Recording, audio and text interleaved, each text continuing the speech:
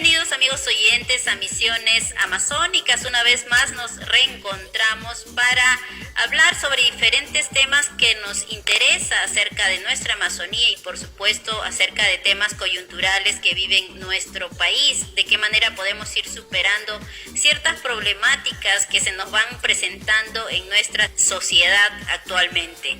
Para eso hoy día vamos a hablar del Perú, un país tan diverso, pero que justamente en este tiempo coyuntural está viviendo actos de discriminación. Para ello vamos a tocar este tema y desarrollarlo a profundidad con un experto, un sociólogo, amigo de la casa, Majet Velázquez Vélez, directivo nacional del Colegio de Sociólogos del Perú, a quien damos la más cordial bienvenida. Muchas gracias, Mónica, y agradecerte por la invitación y por la oportunidad de compartir las ideas sobre discriminación en estos tiempos. Gracias, Majer, por tu tiempo y disponibilidad para estar en nuestro programa. Sin duda, estamos muy preocupados con respecto a lo que se nos plantea actualmente en agenda. Muchas personas vienen conversando acerca de diferentes actos de discriminación que vive nuestro país. Y bueno, esto no es ajeno a nosotros. Sabemos que es una problemática que venimos arrastrando desde mucho tiempo atrás y sabemos que en el día a día la sociedad peruana todavía no supera ciertos complejos porque justamente somos un país diverso. ¿Qué primera lectura podríamos hacer para poder entrar en el tema, Majet? Bueno, Mónica, comenzar por lo último que has dicho, que es una realidad irrefutable, el hecho de que somos un país diverso culturalmente.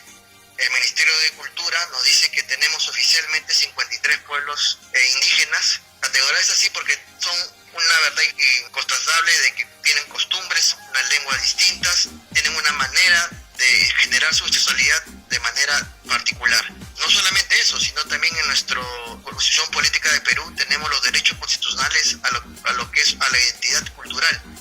Y en ese sentido, digamos que formalmente vivimos en un mundo en un país donde deberíamos combatir o contrarrestar los hechos contra la discriminación. No obstante, podemos comprobar que en la esfera pública, incluso en la esfera política a nivel nacional, en los espacios donde se toman decisiones más importantes de nuestro país, se puede vislumbrar actos de discriminación tan graves que no solamente ofenden a las personas, sino ofenden a colectivos, a millones de personas que son identificados con una cultura con rasgos étnicos, con una manera de hablar, con una manera de poder expresarse, y que lastimosamente se pueden ver estos hechos. Como te decía, es lamentable y sobre todo es una realidad que se nos presenta día a día.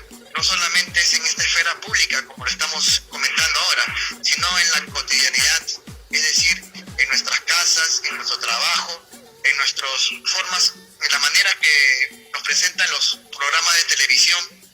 Lógicamente una excepción es tu programa, pero sí otros programas y en el cual pueden claramente verse que se reproduce de manera sistemática la discriminación, a pesar de toda esta realidad tan grande que tenemos y de tanta riqueza que es la diversidad cultural, que debería ser un aporte para nuestro desarrollo como nación y como patria.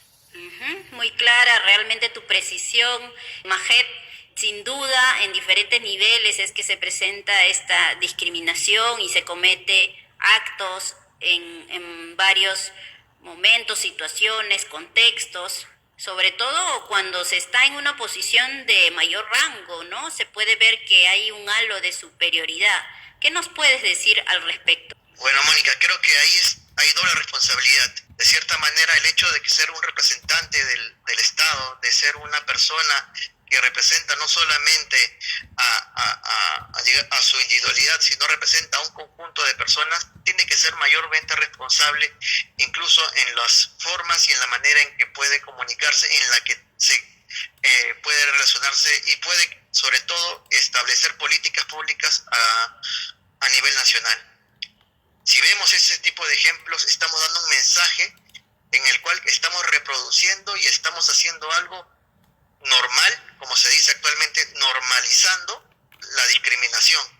Y viendo que esto es una cuestión que tiene que existir y tiene que pervivir y ser parte de nuestra sociedad, cuando la práctica y la realidad y los derechos nacionales como internacionales te dicen que es todo lo contrario, que tenemos que valorar nuestra cultura y que tenemos que sobre todo ponerla en valor. En tal sentido, esto nos llama no solamente a nosotros, en este caso, hablando de manera colegiada como un colegio de sociólogos, sino creo que como en general, como instituciones civiles, como miembros de una ciudadanía, nuestra mayor decepción, nuestra mayor rechazo a que esos tipos de conductas, esos tipos de comunicaciones, ese tipo de discusiones se puedan llevar en estas instancias, y más bien que haya una corrección inmediata, de manera que se pueda dar a la ciudadanía entera el mensaje de que no estamos a favor de la discriminación, sino todo lo contrario, que tenemos una diversidad a la cual tenemos que apostar de manera decidida.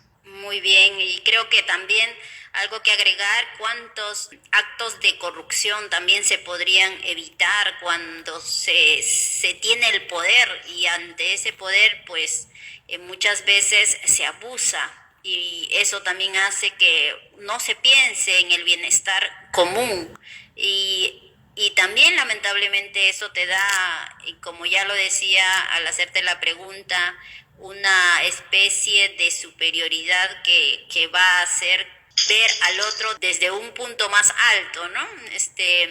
Yo creo que esto se da mucho a nivel político o a nivel de diferentes cargos que se puedan tener en diferentes organizaciones, pero sabemos que en el día a día, y ya tú lo has mencionado en la primera pregunta, Majed ya lo ha señalado, también recurrimos a veces a estos actos de discriminación en cosas tan sencillas como, por ejemplo, si eres más bajito, si eres más alto, si tienes el cabello crespo, si tienes el cabello lacio, o por un tema también económico, ¿no? Lamentablemente hay muchas cosas que superar.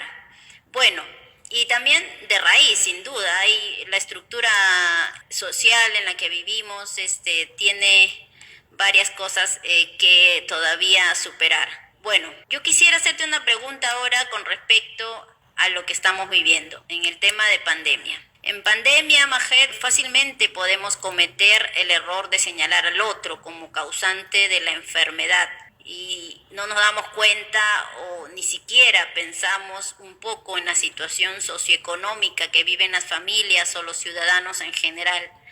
¿Qué desigualdades sociales has notado en este tiempo de crisis sanitaria? Muchas gracias por la pregunta, Mónica, y me das a pie a poder mencionar algunas cosas que venimos compartiendo, en este caso, a nivel de sociedad civil, a nivel de gente que está interesado en estos temas.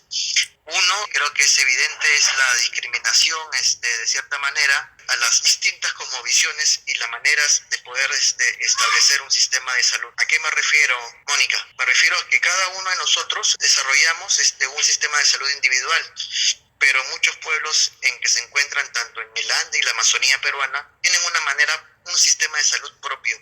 Se podría llamar un sistema de salud indígena.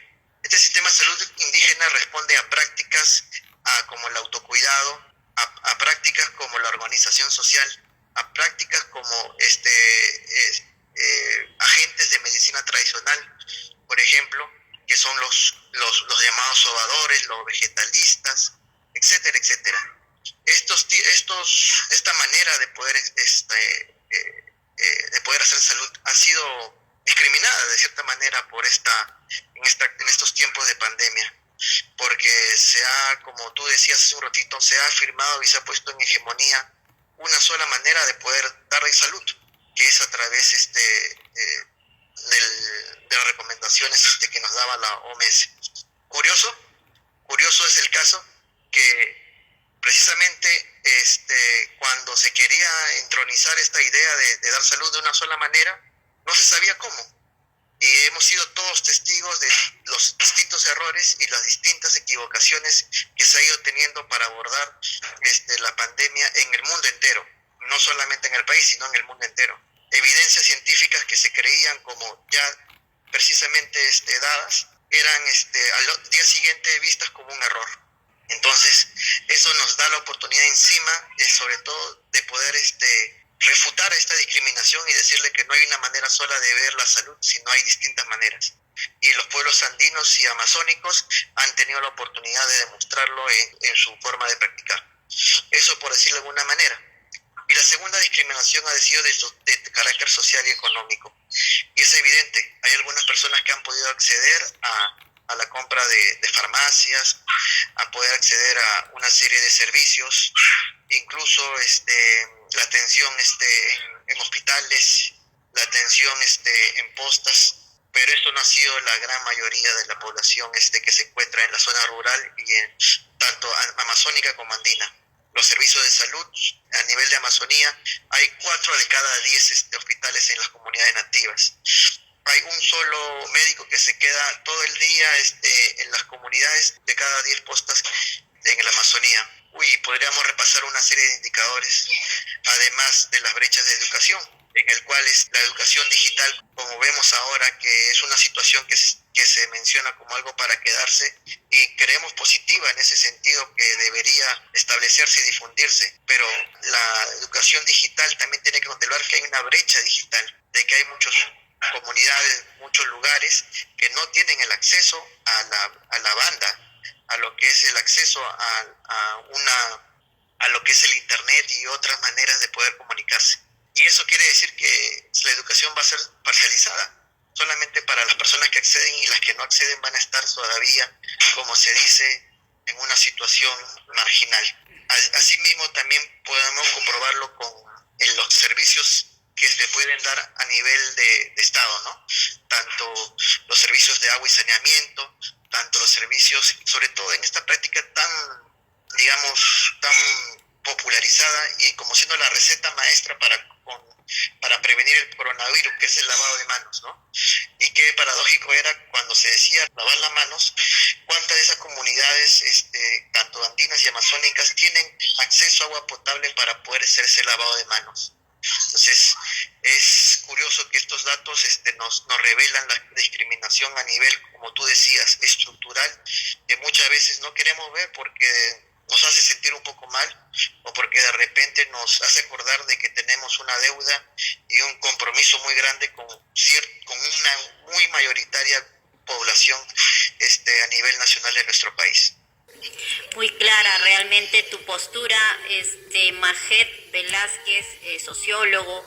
Estamos conversando acerca de este Perú, país tan diverso, que sufre de diferentes actos de discriminación, y bien lo señalaba nuestro experto, que justamente esta pandemia ha marcado seriamente estas desigualdades que está pasando en nuestro país, y solo se han implementado políticas desde un punto de vista, desde la realidad que un peruano puede tener con acceso a todo, pero no se ha pensado en el otro peruano que no tiene acceso a la internet o que no tiene un trabajo fijo, porque recordemos que el Perú tiene el 70% de trabajadores informales.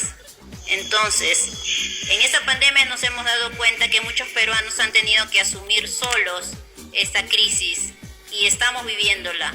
Lamentablemente esa es la situación. Sabemos, Majet, que tú has vivido en una comunidad chipiva. ¿Cómo se ha ido superando este tema de discriminación que podría ser más bien contraproducente ante actos que más bien son motivo de fortalecimiento de identidad? Gracias, Mónica, por la pregunta, y me da pie a hablar un poquito más de algunas experiencias personales. Como tú bien mencionas, yo tengo un matrimonio con una chipivo conmigo, una Aingo, en la cual me ha dado la oportunidad de poder apreciar, digamos, in situ esto que tú me preguntas. Y te podría comenzar a responder que no es una cosa de hoy, son mucho tiempo, y no es una respuesta de ahora, sino es una respuesta, digamos, institucionalizada de los pueblos indígenas, que tú lo vas a poder encontrar en cada comunidad en la que vas y puedes desarrollar un relacionamiento o una comunicación, o o conocer, en este caso, a una comunidad. Son más de 500 años en el cual ha habido esta situación de discriminación, y los pueblos indígenas han tenido por conveniente no dejarse, digamos, ganar en esta situación en que les digan, en que todo el mundo te dice que no eres lo que realmente eres, y que lo que tú es tu cultura representa ciertamente un factor en el que tú no vas a poder lograr tus objetivos. Ante esa situación, ellos han llenado de lo que se llama, lo que decimos nosotros en psicología, de automotivación, o de lo que podríamos hablar en ciencias sociales de una cultura endógena. Se han ensimismado, se han hecho fuertes al interior.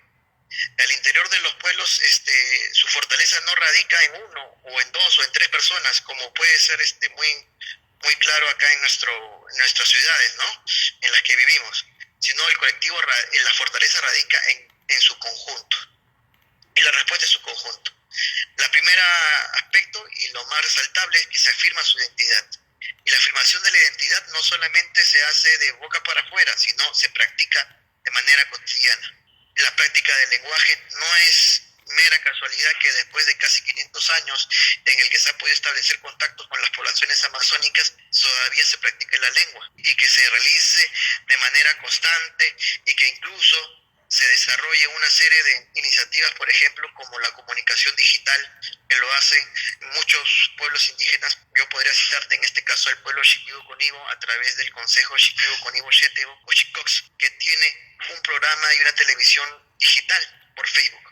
Lo hacen y lo desarrollan y lo practican y lo difunden, no solamente en su ámbito comunal, sino también utilizan estas herramientas de tecnología para hacerlo vivo, para convertirlo como una respuesta a la discriminación, y para decir, en este caso, a las personas que las ofenden, que más que nada se sienten orgullosas de su identidad. Y otro que creo yo muy valioso también de comentar son sus conocimientos tradicionales, que se vienen transfiriendo de generación en generación. Estas transferencias de conocimientos, que por ejemplo lo vemos explícito en la respuesta hoy al COVID-19 a través de una serie de uso de plantas, no como vacuna, porque ese es un error claro que tenemos muchas veces desde la perspectiva occidental, de creer que la medicina de los pueblos indígenas funciona equivalente a la de nosotros, en el cual tomamos una pastilla y nos curamos.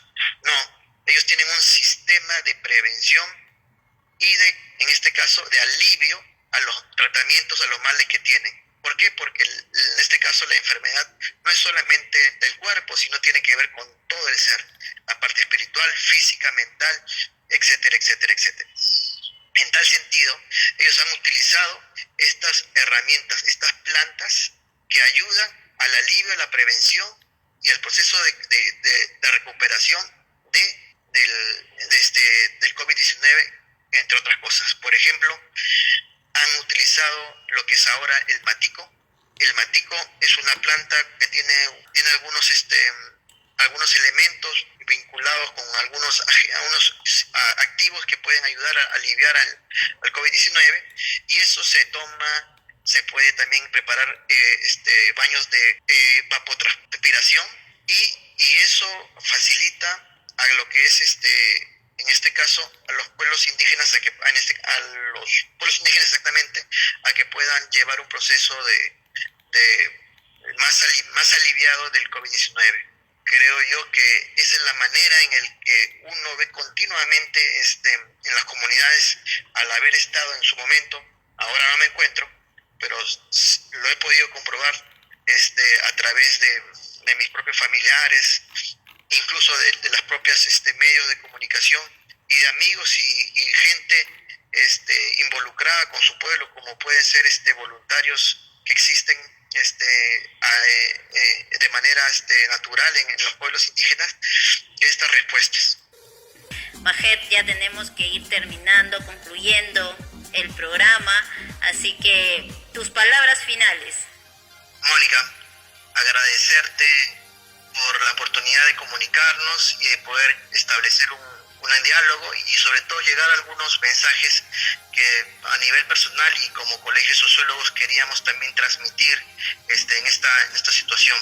Muchas gracias, un fraternal saludo a todos oyentes que nos están escuchando, y en especial a los pobladores amazónicos, andinos, que están desarrollando y respondiendo ante la discriminación, que como podemos ver, no solamente está de repente nuestro vecino, de repente en el alcalde, sino también lo podemos ver en otras esferas. Decirle que ese mensaje no es el mensaje de todo el Perú, es el mensaje de personas equivocadas, es el mensaje de personas que no tienen una identidad del país, sino tienen una identidad de repente de sus intereses. En ese contexto, decirle que el Perú entero aprecia y valora la diversidad cultural que tenemos, y somos todos los peruanos orgullosos de eso, y queremos llevarlo a que construyamos un país basado en el desarrollo de nuestra identidad cultural. Muchas gracias, Mónica. Un abrazo grande.